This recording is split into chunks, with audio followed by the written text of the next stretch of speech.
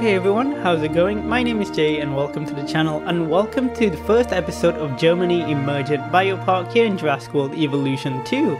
A continuation of our ongoing biopark adventures where we keep trying to build these really nice parks in Jurassic World Evolution and Jurassic World Evolution 2 now, and try to keep them somewhat biologically accurate. Of course in the last game we did that with mods, but in this new game we're not quite getting into mods just yet. We might do in the future, but for now I think I'm happy without the mods. I'm enjoying the game as is, even though there are some really cool mods out there that we'll probably delve into, you know, a few updates down the line, because the game is still really quite active in development, so really pleased with what we're getting so far. Each new update comes with like just incredible stuff that I'm just more than happy using. And in fact, that's what we're doing today, and I'm going to try and aim for this relatively consistent pattern of building a new biopark every time we get a new update. So when we got update 1, I started Yosemite Emergent Biopark. Now we have update 2, I'm starting this new biopark here in Germany. And you know, hopefully once the Dominion update comes out, which is going to be a massive one, we'll be able to build our largest biopark yet. And we'll see how that goes, because that's probably going to be a very hefty update once that comes out. So we'll have to see how that ends up playing out in terms of our gameplay. But as you can see, we are building on the Germany map today.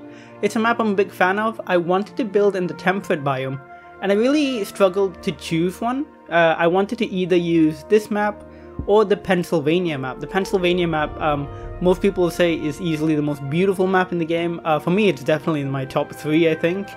But I decided eventually to go for this one here in Germany, almost entirely because it's so close to the shore and you can actually build right on the beach, which I think is really cool, and I'd like to explore that a bit more. Also, it comes with a few more interesting terrain options. There's a few different elevation changes, whereas the Pennsylvania map is big and flat, which is really useful, but I like working with a bit more interesting terrain types, so I thought this would end up being a little bit better for that purpose. And as you can see, immediately we are starting with what we always start with, which is an operations center.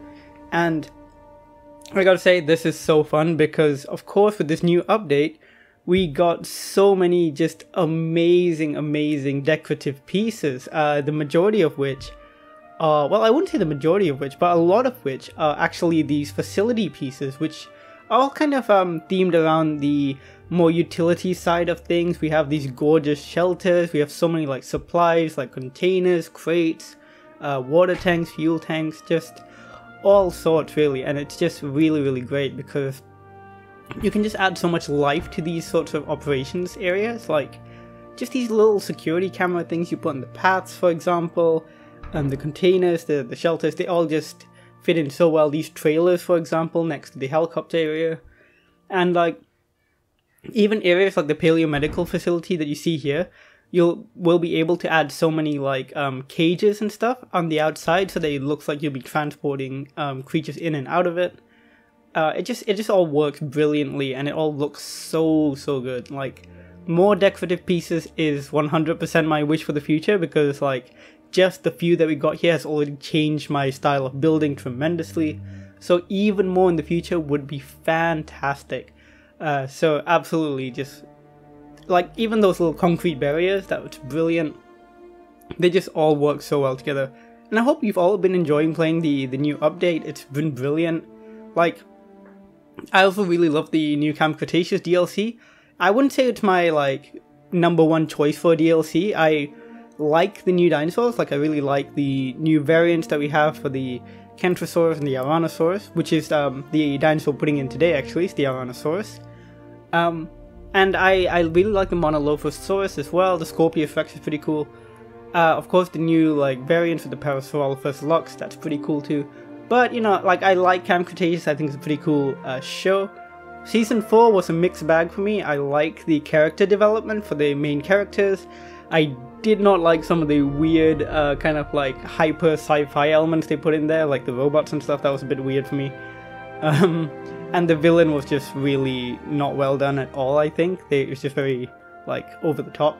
but I really like the character development. They touched on some pretty heavy topics as well, which I think they actually handled quite well. Like, so you know, I like the show, but you know, I wasn't ever thinking like, okay, I really desperately need a Camp Cretaceous DLC. So I'm fine with it. I'm happy with the creatures we got, but definitely looking forward to, you know, different things in the future as well. But yeah, today we're going to be including an Tyrannosaurus habitat. It's going to be a bit of a longer time lapse today. I'm not sure why. It just took me a while to get building, and I tried out a lot of different stuff. And of course, getting to grips with new decorative pieces always takes a little bit more time. You know, it just takes a bit more time to get used to everything and, you know, get a feel for how all of this is going to work in your park.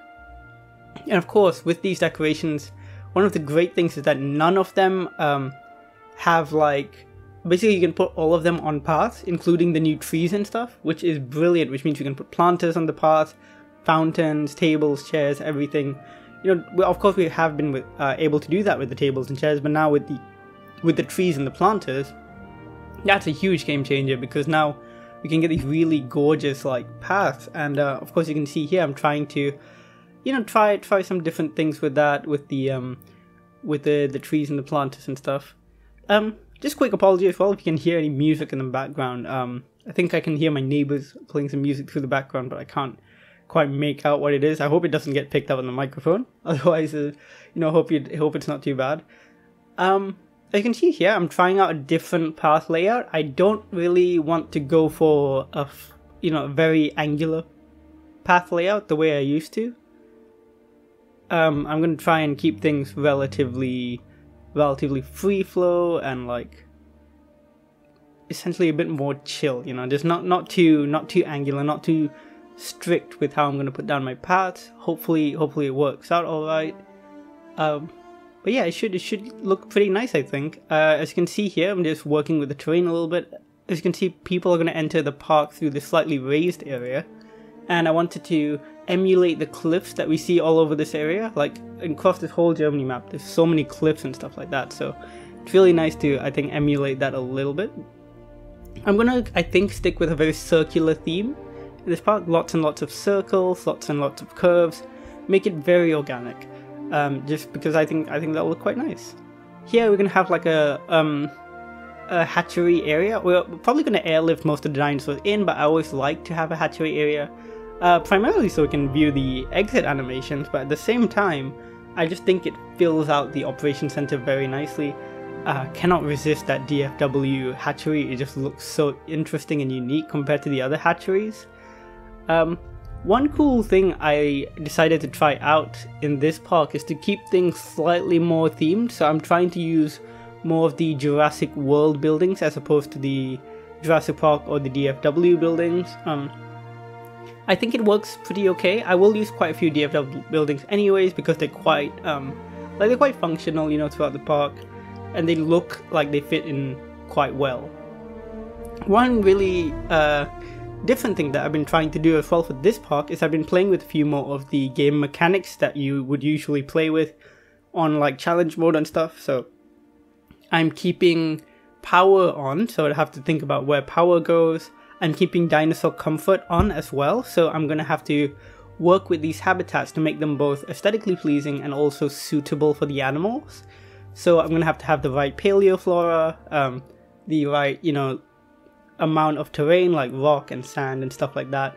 So we'll see how that goes. I'm really quite keen on it because in the previous game, I think after a while it kind of gets a little bit stale if you don't have anything on, because you start to just build habitats in the same ways, and I think having these constraints on you makes you kind of have to think of creative ways to still make the habitats look nice despite having these restrictions like the type of foliage and the type of landscapes and stuff. So yeah, I think it'll work out pretty well. You can hear here, this is me trying to make the paths like curve like that. As you can see, one that goes straight ahead and one curves out quite naturally. It's a little bit hard to get that in place, but it worked out eventually. Here I end up struggling with what this first habitat's going to look like for a good while. It takes me a decent amount of time to actually figure out what I want this to look like. I end up going for something a lot more simple than what I'm doing here. And we're going to have some shops as well up here. One big thing I want to do is to avoid doing the the main street thing, because I've done that in so many different park builds, and I want to just do something that's not a main street for once, basically. Yeah, you can see me struggling here. I'm just like, how do I make this work? And I just eventually go for this sort of sausage, which is a lot more simple and a lot more just easy to work with, and I think it looks alright. I don't even know if I keep it that big. I think I do keep it that big, actually. But yeah, trying to keep again with the organic path shapes, which I think works okay. Yeah, it ends up looking pretty alright. And then here I'm going to, of course, put in viewing galleries and then put in the fences and stuff. Actually, did I even? Yeah, I did make it smaller. I did make it smaller because I just couldn't think of how to make this look like natural enough, basically. One thing you'll see me do in a second is that when I do make the path for this when I do put in the fences for this habitat, I actually don't fence up the entire habitat. I make it go right to the end, but I don't actually see. If you can see what I did there, I'm actually going to delete the fence closest to the cliff, and I'm going to try and make it so the fence ends at the cliff so they can't really escape. And right now they can. But what I ended up doing was putting in some rocks and stuff towards the corners there so that the dinosaurs can't actually get out. And I'm not sure how well that's going to work. We're going to see. There's a good chance we'll see some Tyrannosaurus on the loose as we go further through this park. There's the repeater substations. As you can see, we are playing with power on, so I wanted to put these through so that we don't have these pylons. And I think they look pretty cool. Again, adds a bit more interest to the park, so that we're not like, you know what, now that I think about it, maybe they can still escape with that level of rocks. So what I might do is put rocks all along the cliff edge, and you know, fingers crossed that keeps them in. They haven't escaped so far from what I've seen, and dinosaurs escapes are turned off because I really don't want to deal with that. So, you know, we'll see how it goes and whether or not they escape. If they do, I'll probably just keep putting them back in. Honestly, I don't know if the guests will actually register as well, whether these like animals are contained so they won't see them. But I mean, when I opened the park, the guests came in just fine and they didn't seem too worried, so it should be fine. Well, as well as because I am keeping dinosaur comfort on, we're gonna have to focus a lot more on the ranger visits, the ranger patrols, and making sure all of these guys are comfortable. But you know, I think it'll be a fun experience. I think it'll be a lot of you know, it'll be quite interesting. Here I'm going with my favorite style of water, which is kind of like a riverbed that's slowly drying up.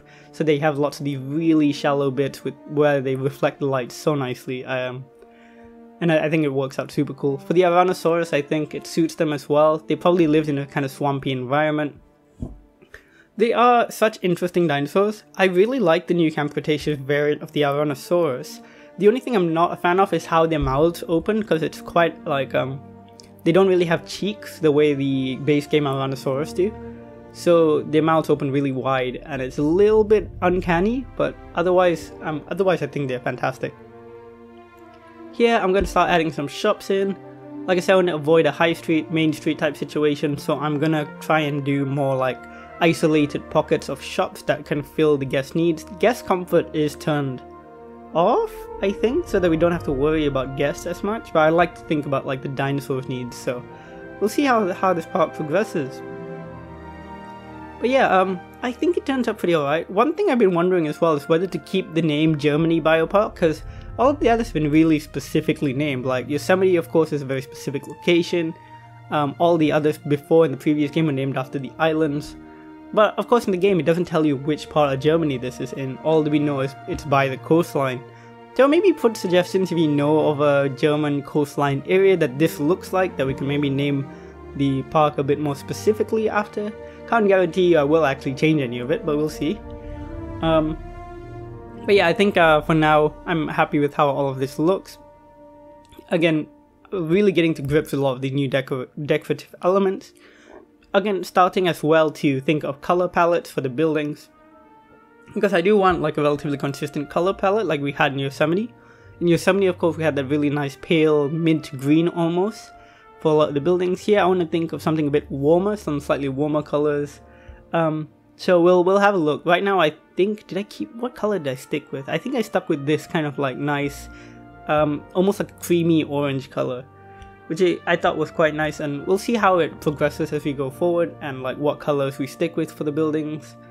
I think this is good for now, but yeah, keeping with the warmer tone, I want to make this whole park feel a little bit warmer than Yosemite, which of course very, very cold weather. And I had this thought last night. One thing that the game doesn't have, and I don't know why I thought of this, but like, is that, you know, when it snows, the snow doesn't really settle on the dinosaurs. And of course it makes sense because the dinosaurs move around, but like for some larger species, like for example, imagine like an ankylosaurus or a sauropod with like snow on its back. I thought that would be really cool. And I was wondering how you could achieve that effect, like in a game development point of view, because it sounds like it'd be quite tricky to get snow to settle on a moving item. But what if it was kind of like the Indominus's, you know how they have the camouflage effect, so when the Indominus is in the trees, it turns green? Like what if you manage to code the animals so that when it starts snowing, they have like a skin that goes on where it looks like they've got snow settled on their backs, and then that disappears when the snow ends. You know, I thought that would be pretty cool if they could implement that. You know, because I think especially the largest slow-moving animals, you would see snow settled on their backs and stuff, and it would look really cool. Like an Apatosaurus with snow all over it, you know, or like I said, an Ankylosaurus with snow in between all of its spines. I think that would be super, super cool. You know, I would love to see that in the future. Here you see me struggling with this path for a million years because I refuse to move that fence, and I just wanted this path to curve around really nicely, but alas, I don't think I ever managed to fix it, and I have to hide it with some decorative elements. This is one of the few times where I'm like, maybe I should be playing with mods, like the free build mod, but you know what, the challenge is kind of fun right now, and we'll see how it goes, because like, you know, I think I will mod the game eventually, but right now with all the updates we're still getting, and with how fresh the game still feels, I don't really personally feel the need to mod quite yet, even though I do have to say, a lot of the mods out there, really, really cool, you know, and if I do mod the game anytime soon, it will be things like free build and you know, like the different fence options that are out there, stuff like that, like nothing major, just little additions. But otherwise, I'm more than happy with what we have right now. God, the new trees and planters are so good. I just want more of those. But yeah, here we are, closer to the end of the video now. What I did after this is actually put in the Tyrannosaurus, and then I had a look at the paleoflora requirements, and I tweaked the habitat a little bit, but I don't think that's in the video. No, I'm pretty sure that isn't actually in the video. I did that kind of off screen, did I? I don't know. Let's see. Let's keep an eye on this. Here's me actually hatching them. No, I'm going to stop recording after this, I'm pretty sure. So yeah, I'll let you know how that goes. Wait, what am I going to let you know how what goes? What am I talking about? Oh no, I do it here. Yeah, there you go. See, this is where I try and optimize the habitat based on them in here. Okay, cool. So that is the end of the time lapse, and in just a second I will see you guys in the live portion of today's video. Okay, so here we are in the game, and as you can see, this is our beautiful beachside location over here. Just quick note, excuse if you hear any background noise, they're like power washing the steps outside my house, I think. So, you know, that's great timing, but otherwise, here we are in the game. Beautiful beachside location. This is the main reason I wanted to build on this map, is this. This is such a cool view.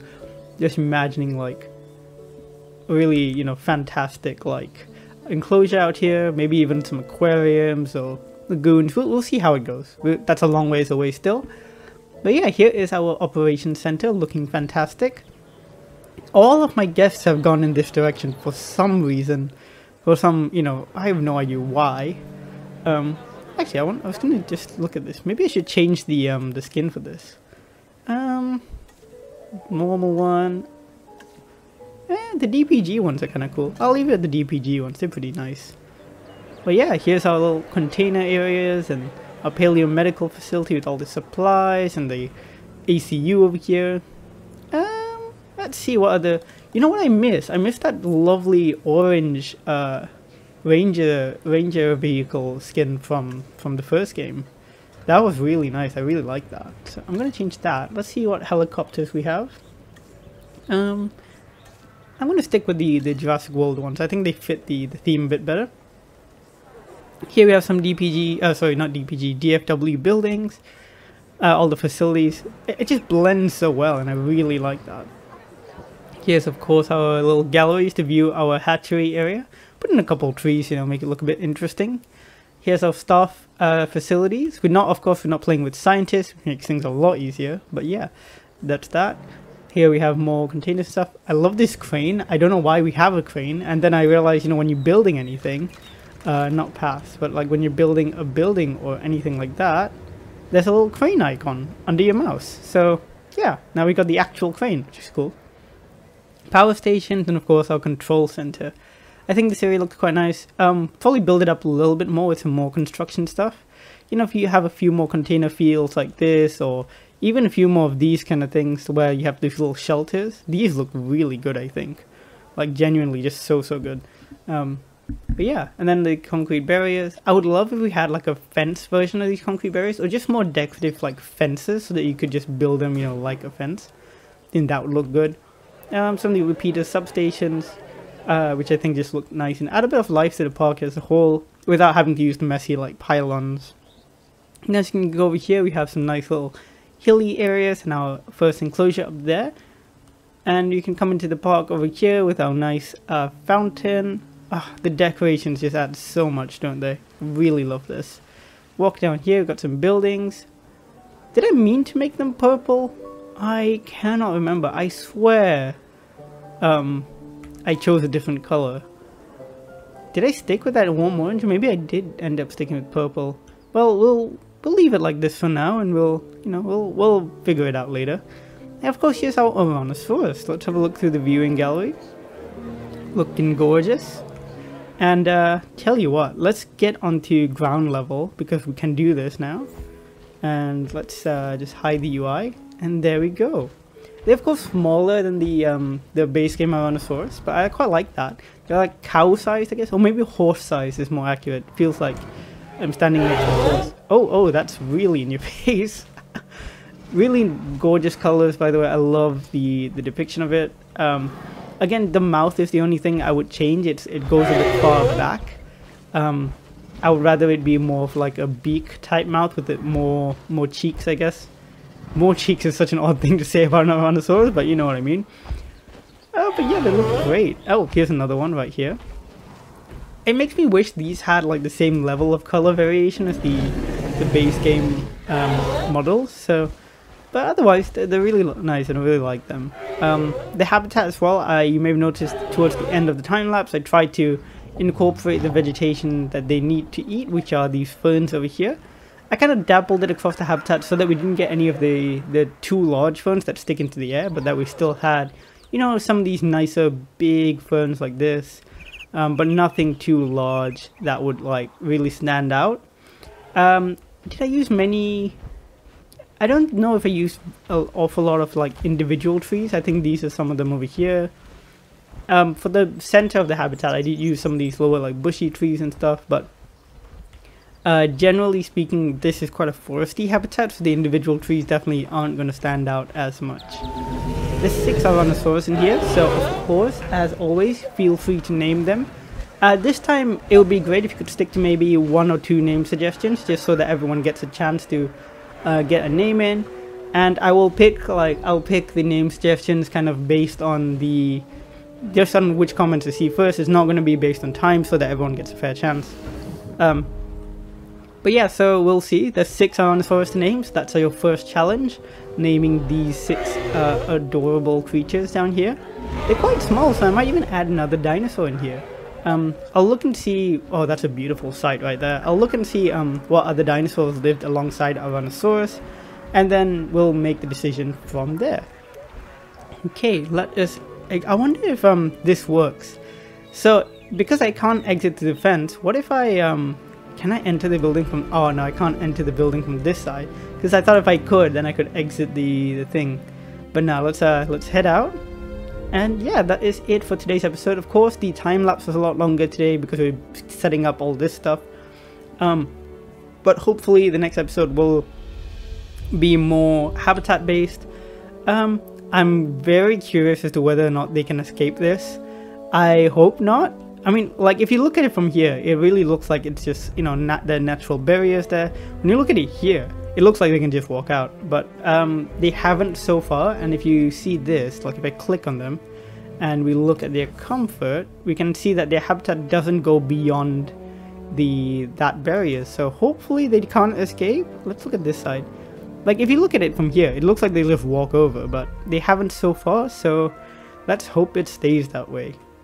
Okie doke, that is it for today's episode. I hope you all enjoyed it. I hope you enjoy the start of this new park, and I hope you enjoy following along with it.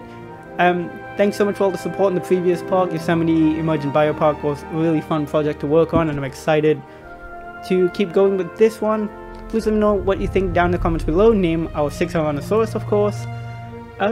Yeah, like the video if you did like it, subscribe for more Jurassic World Evolution content, and as always, I'll see you all in the next video. Bye!